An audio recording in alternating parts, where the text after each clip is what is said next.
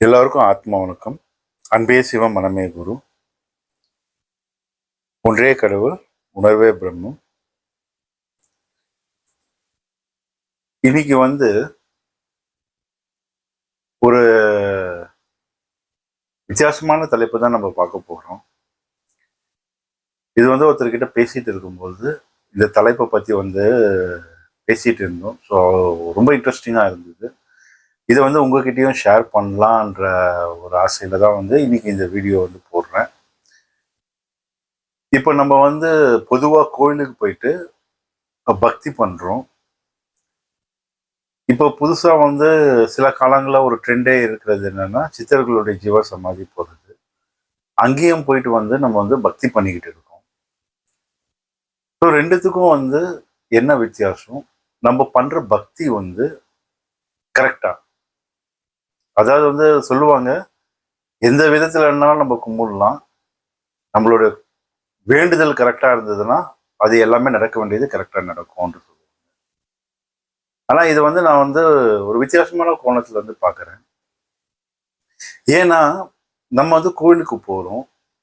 இப்ப பெரும்பாலும் நம்ம கோயிலுக்கு போகும்போது ஒரு விஷயத்த திரும்ப திரும்ப அங்க சொல்லிட்டு இருக்கோம். என்னன்னா நம்மள அறியாமலே நம்ம ஒண்ணு நம்ம பிரச்சனைகளை பிரார்த்தனையா வச்சுட்டு இருக்கோம்.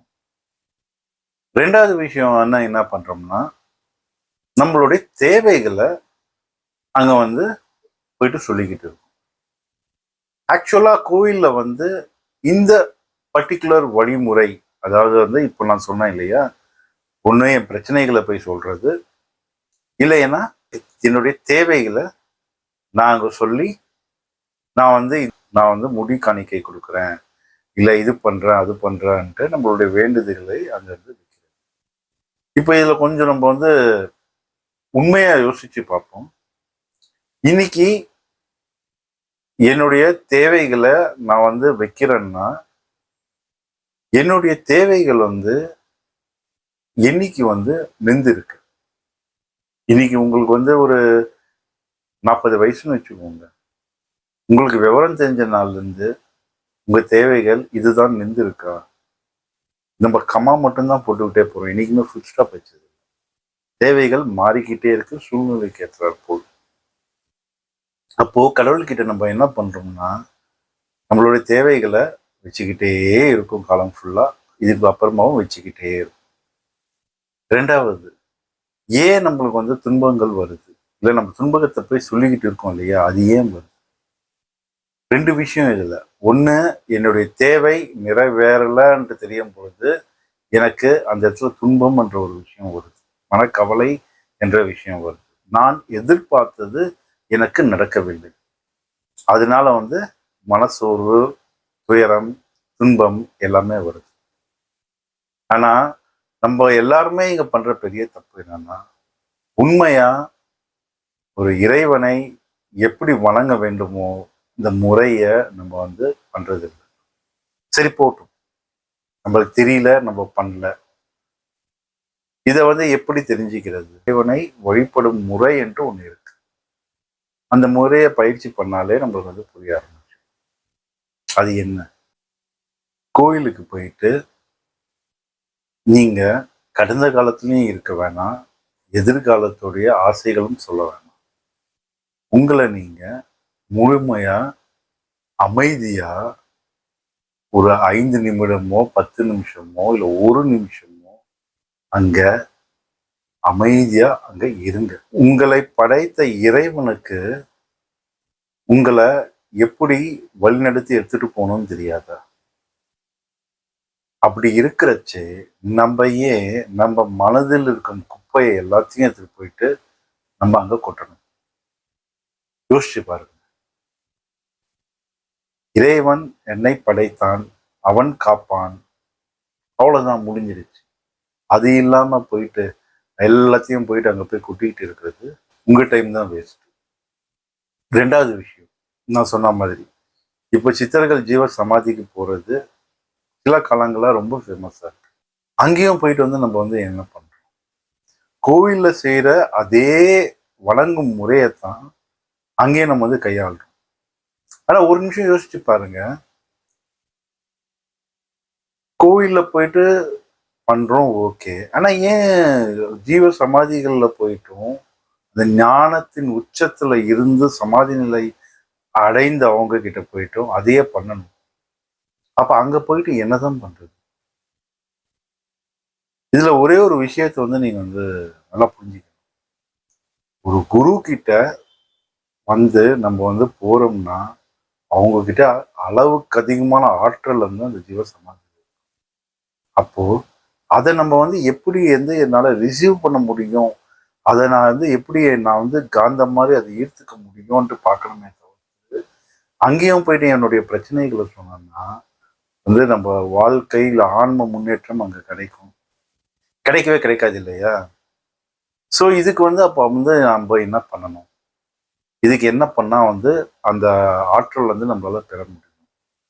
அந்த ஞானிகளுடைய அந்த எனர்ஜி நம்மளுக்கு எப்படி ரிசீவ் பண்ண வைக்க முடியும்? இதுக்கு தான் நாங்கள் நம்ம சிவசூத்திர பாடசாலையில் தியான வகுப்புகள் எடுத்துக்கிட்டு இருக்கோம், தியான பயிற்சிகள் கொடுத்துக்கிட்டு இருக்கோம். இன்னும் ஆன்லைன், அதாவது வெளிநாட்டில் இருக்கிறவங்க அவங்களால வர முடியாது, அந்த மாதிரி இருக்கிறச்சே நம்ம ஆன்லைன் வகுப்புகள் இப்போ ஜீவ சமாதிகளில் போயிட்டு எப்படி வணங்கணும், என்ன பண்ணணும், எந்த மாதிரி தியான முறை பண்ணணும் என்றெல்லாம் சொல்கிறோம்.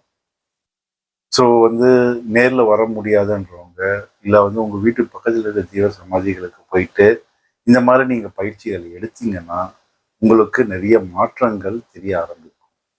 ஸோ இப்போ இருக்கிற ஸ்ட்ரெஸ்ஃபுல்லான உலகத்தில் அந்த பிளட் ப்ரெஷர், ஒர்க் ப்ரெஷர், அந்த மாதிரி ப்ரெஷர்ஸ், அந்த டென்ஷன்ஸ், அதுலேருந்து நீங்கள் வெளில வர்றது உங்களால் நல்லா உணர முடியும். ஏன் இதை முக்கியமாக சொல்கிறேன்னா, நம்மளுக்கு சில விஷயம் நம்ம செய்ய தெரிஞ்சால் நம்ம கிடக்கிடன்னு அதை செஞ்சுட்டு போயிடும். யாருமே டேலண்ட் இல்லைன்னு இல்லை, எல்லாருமே டேலண்டட். இந்த உலகத்தில் பிறந்த எல்லாருமே ரொம்ப டேலண்டட். ஆனால் அது எப்படி யூஸ் பண்ணணும்னு தெரியும். கரெக்டா? இப்போ உங்ககிட்ட ஒரு பொருள் இருக்கு, அந்த பொருளை நீங்க யூஸ் பண்ணீங்கன்னா ஏதாவது ஒரு விஷயம் நடக்கும்னு வச்சுக்கோங்க. ஃபார் எக்ஸாம்பிள், உங்ககிட்ட ஒரு பைக் இருக்கு, அந்த பைக்கை உங்களுக்கு உபயோக தெரிஞ்சா அதன் மூலயமா பலன் இருக்கு. கரெக்டா? பைக் இருக்கு, ஆனா அதை உங்களுக்கு உபயோகிக்க தெரியல, எனக்கு ஓட்ட தெரியாதுன்னு இருக்கும்போது அந்த பைக் இருந்து என்ன பயன்? இல்ல அந்த பயனை நீங்க முழுசா நீங்க உங்களுக்காக யூஸ் பண்ணிக்கிறது இல்லை. இதே தான் நம்மளுக்கு நடக்குது. நம்ம என்ன பண்றோம்னா, நம்ம எல்லாருக்குள்ளுமே ஒரு ஆற்றல் இருக்கு, ஆனா அந்த ஆற்றலை எப்படி உபயோகப்படுத்தணும் என்று நம்மளுக்கு தெரியல. நம்ம என்ன பண்றோம்னா, அந்த ஆற்றலை விரயமாக்கிக்கிட்டு இருக்கோம். எப்படி விரயமாக்குறோம்? படத்துக்கு போறதோ, இல்லைன்னா பார்ட்டி நண்பர்களோட ஊர் சுற்றுறதோ, இல்லைன்னா தேவையில்லாம மொபைல்ல உட்காந்து ஷார்ட்ஸ் பார்க்கறதோ, இல்லை இந்த மாதிரி பல விஷயங்களுக்காக நம்ம நேரத்தை வீணாக்கி, நம்ம எனர்ஜியும் வீணாக்கி, அந்த அபூர்வமான ஒரு விஷயத்தை வீணாக்கிக்கிட்டே இருக்கும், விரயம் பண்ணிக்கிட்டே இருக்கும். ஸோ இந்த விரயம் பண்றதை எப்படி கம்மி பண்றது? என்ன பண்றது? ஒரு நிமிஷம் யோசிச்சு பாருங்க. இப்போ இந்த மாதிரி வேஸ்ட் பண்ணிக்கிட்டே இருந்தோம்னா, ஏன்னா நம்ம கண்கூட பார்க்குறோம், நம்ம பிள்ளைகள் மொபைல்ல நிறைய நேரம் செலுத்துறாங்க. அதனால ஏதாவது பயன் இருக்கா? இல்லை. ஷார்ட்ஸ் பார்க்குறாங்க, வீடியோஸ் பார்க்குறாங்க. வேற இப்போ அந்த மொபைல்ன்ற ஒரு விஷயம் ரொம்ப அவசியமான ஒரு பொருளை அடுத்த தலைமுறைகள் மாறிக்கிட்டே வருது. இதனால அவங்க உடல்நிலை கெடுது. கரெக்டுங்களா? நம்ம மூளை ஒரு விஷயங்களை கேட்டுக்கிட்டே எடுத்துக்கிட்டே இருக்கும். அந்த மாதிரி எடுத்துக்கிட்டே இருக்கும் பொழுது இப்போ இந்த ஷார்ட்ஸ் ஒரு நிமிஷம் 30 செகண்டுக்கு மாற மாற மாற அவ்வளோ குப்பைகள் உள்ள சேர்ந்துக்கிட்டே இருக்கு. அப்போ அடுத்த தலைமுறை என்ன ஆகுதுன்னு பார்த்தீங்கன்னா, இந்த குப்பைகள் எல்லாம் உள்ள சேர்ந்து சேர்ந்து சேர்ந்து சேர்ந்து அந்த மூளையுடைய கெப்பாசிட்டி, அதாவது யோசிக்கும் திறன் கம்மியாகிக்கிட்டே போகுது, ஞாபகத்திறன் கம்மியாகிக்கிட்டே. ஸோ இதுலேருந்து எப்படி வெளில வருது? ஒரு நாளைக்கு 1 மணி நேரம் ஒரு குறிப்பிட்ட தியான பயிற்சி நம்ம சிவசூத்திர பாடசாலையில சொல்லித்தர மாதிரி அந்த தியான பயிற்சி ஒரு நாளைக்கு 1 மணி நேரம். அதே 365 நாள்னா 365 மணி நேரம். நினைச்சு பாருங்க எவ்வளவு பெரிய விஷயம்ட்டு. 1 மணி நேரம் ஷார்ட்ஸ் பார்க்கறதுக்கு பதில் அது 1 மணி நேரம் இதை நீங்க தியான பயிற்சியை பண்ணீங்கன்னா உங்க வாழ்க்கை மாற ஆரம்பிக்கும். இதையே தான் வந்து நம்ம சித்தர்களுடைய ஜீவ சமாதியில போயிட்டு என்னுடைய பிரச்சனைகளை சொல்லாம, என்னுடைய தேவைகளை சொல்லாம, அவங்க கிட்ட போயிட்டு நம்ம வந்து எப்படி உட்கார்ந்து அவங்க எனர்ஜி வந்து ரிசீவ் பண்றதுன்னு அதுதான் ரொம்ப ரொம்ப முக்கியம். அதை பண்ணிட்டீங்கன்னா நீங்க வந்து எதுக்குமே கவலைப்பட தேவையில்லை.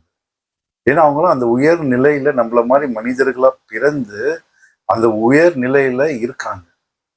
அப்படி இருக்கும் பொழுது அவங்களுக்கு நல்லா தெரியும் இந்த மனிதர்கள் எவ்வளவு கஷ்டப்படுறாங்க, நம்மளாம் எவ்வளவு கஷ்டப்படுறோம். அவங்க ஆட்டோமேட்டிக்கா நம்மள வந்து வழிநடத்தி நம்மளுக்கு என்ன தேவையோ என்ன நல்லதோ அவங்க கூட்டிட்டு போக ஆரம்பிச்சிருவாங்க.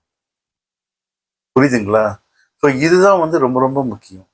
ஸோ இப்போ வந்து நம்ம வந்து என்ன சொல்ல வரேன்னா இப்போ வந்து நான் வந்து என்ன சொல்ல வரேன்னா, நீங்க என்ன வேலை பண்ணிக்கிட்டு இருந்தாலும் சரி, என்ன எப்படிப்பட்ட வழிபாடு முறை இருந்தாலும் சரி, நீங்க முதல்ல யோசிங்க. கோவிலுக்கு போயிட்டு நீங்க என்ன பண்றீங்க? ஏன்னா உங்களுக்கு மட்டும்தான் தெரியும் நீங்க என்ன பண்றீங்க. உங்களுடைய வழிபாட்டு முறை சரியா? சித்தர்களுடைய ஜீவ சமாதிக்கு போயிட்டு என்ன பண்றீங்க? உங்களுடைய வழிபாட்டு முறை சரியான்னு யோசிங்க. யோசிச்சுட்டு எனக்கு கமெண்ட்ஸ் பண்ணுங்க. நான் உங்களுக்கு சொல்றேன் எந்த வழிபாட்டு முறையை நீங்க பண்ணீங்கன்னா உங்க வாழ்க்கையில மாற்றங்கள் வரும். ஆத்மா வணக்கம். அன்பே சிவம். மனமே குரு.